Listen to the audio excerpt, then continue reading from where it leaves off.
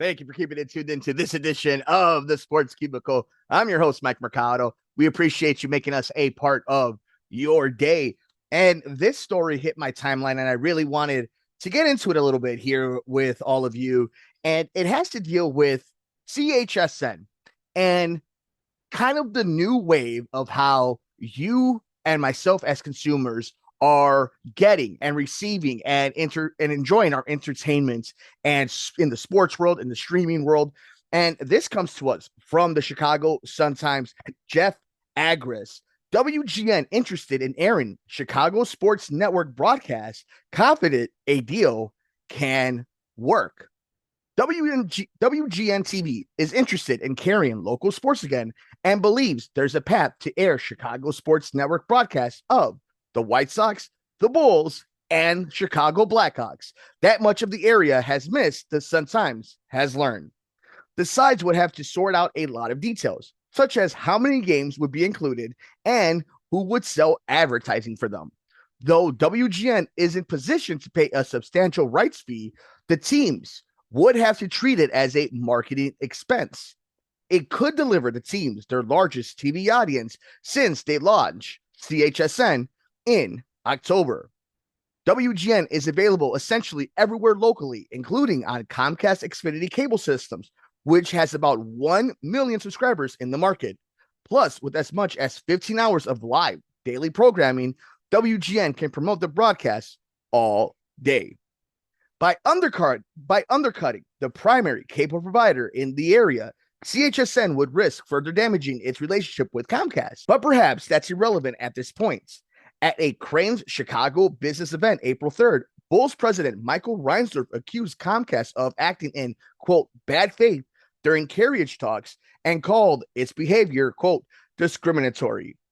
CHN is available over the air on WJYS subchannels 62.2 and 62.3, Astound, and Uverse cable and direct TV satellite. It can also be streamed via DirecTV Stream, Fubo, CHSN's direct-to-consumer service, and other platforms.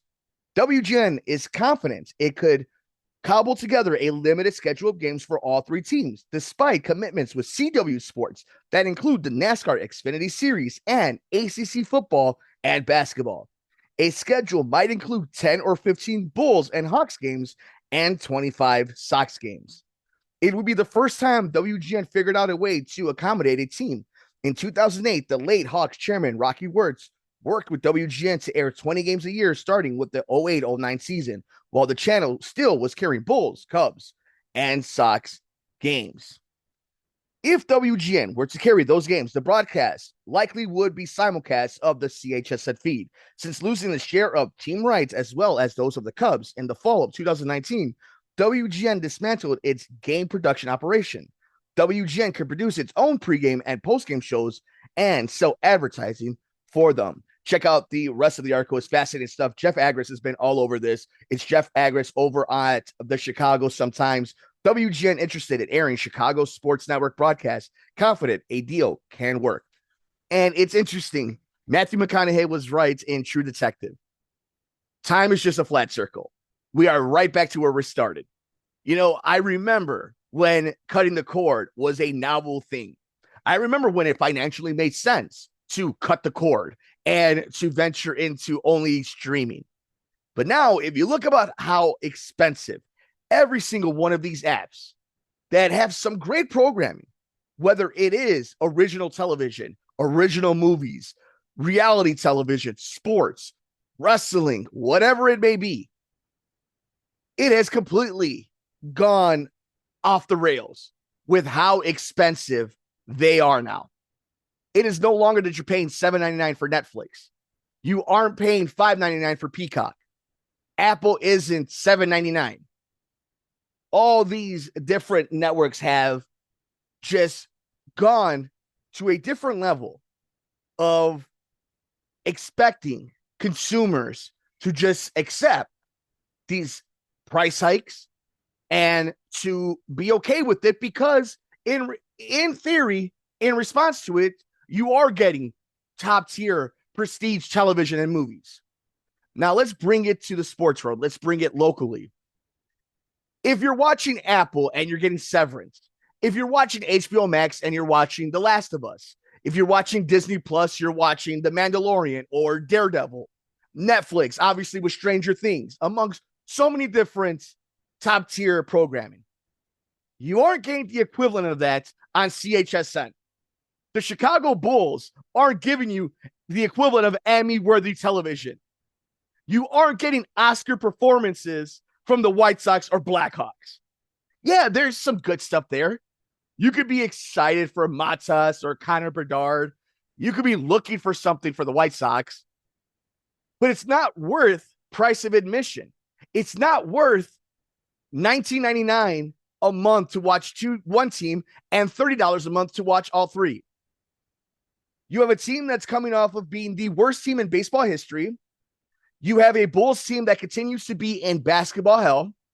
And you have a Blackhawks team that's a long way away, while admittedly having a superstar, is a long way away from being a great product.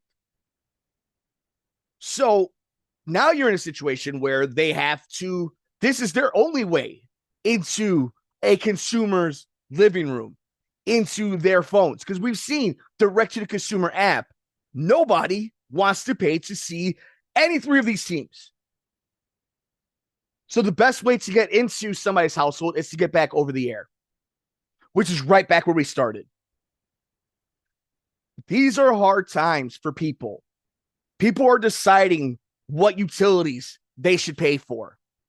People are going without. And you are asking the same people that you already are charging arm and leg to go into your stadium to watch the product that they support, that they have helped you build billion-dollar institutes with. You're already overcharging them just to get into your stadium, just to watch your game. Then, after overcharging them for that, robbing them with the prices of anything to buy in that stadium, and now expecting them to bail you out when you want a new stadium, Jerry Reinsdorf, or because you can't sell your app because your product is garbage, you want them to buy the right to watch your team.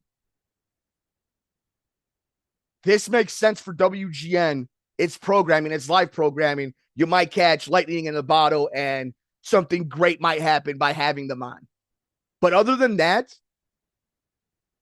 none of this has ever been good for the consumer, because the product the consumer is being asked to buy is rotten. It's rotten if you're the Bulls and the White Sox from ownership down, and it's disappointing with the Blackhawks because you had expectations. That might change. But 1/3 of a product is not good enough to pay full price. So I think this is great for everyday people. I think over-the-air television sports is important.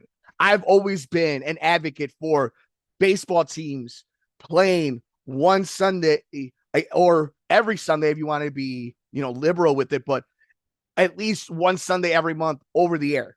So here in Chicago, and obviously for a lot of you around the nation, WGN, I think one Sunday in the month minimum should have the Chicago Cubs, whether it's a simulcast from Marquee Network. I think that's good. I think it's great to have baseball that is a total community sport, a local sport, should be available for people to watch. It's why the NFL is king. It doesn't matter. Every Sunday, every Monday, every Thursday, not only do I know where the game is on, I know how to access the game. Most of the games are free for me to watch, are free for you to watch. And then anything you pay for extra is the best of quality. Here in Chicago, the Reinsdorfs with the White Sox and Bulls have not done that. The experience for the United Center is great. And the production, shout out to the talent on CHSN. Shout out to the graphic department, to all the hard workers. It's a great product. But you're asking for people to pay full price for an incomplete product that is these three teams. We want to know your thoughts.